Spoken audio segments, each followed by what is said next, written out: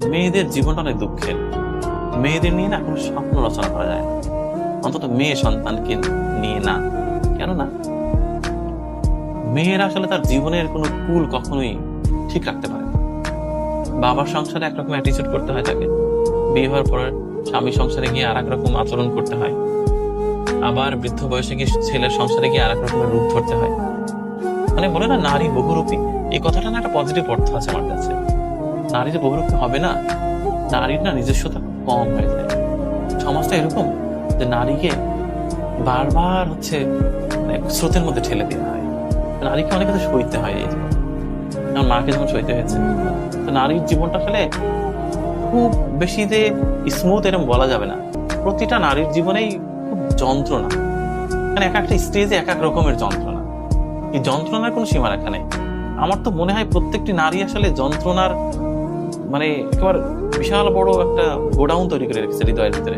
খুলে দিলে পৃথিবী প্লাবন হয়ে যায়। মেয়েদের জীবনটা অনেক দুঃখের। মেয়েদের নিয়ে না কোনো স্বপ্ন রচনা করা যায় না, অন্তত মেয়ে সন্তানকে নিয়ে না। কেননা মেয়েরা আসলে তার জীবনের কোনো কুল কখনোই ঠিক রাখতে পারে না। বাবার সংসারে একরকম অ্যাটিচিউড করতে হয় তাকে, বিয়ে হওয়ার পরে স্বামী সংসারে গিয়ে আর এক রকম আচরণ করতে হয়, আবার বৃদ্ধ বয়সে গিয়ে ছেলের সংসারে গিয়ে আর এক রকমের রূপ ধরতে হয়। মানে বলে না নারী বহুরূপী, এই কথাটা না একটা পজিটিভ অর্থ আছে আমার কাছে। নারী যে বহুরূপী হবে না, নারীর না নিজস্বতা খুব কম হয়ে যায়।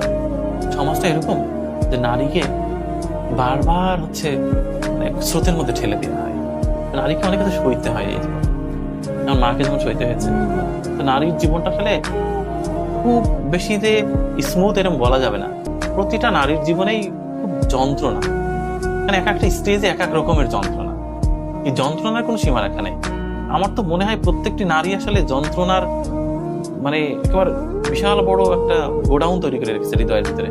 খুলে দিলে পৃথিবী প্লাবন হয়ে যাবে।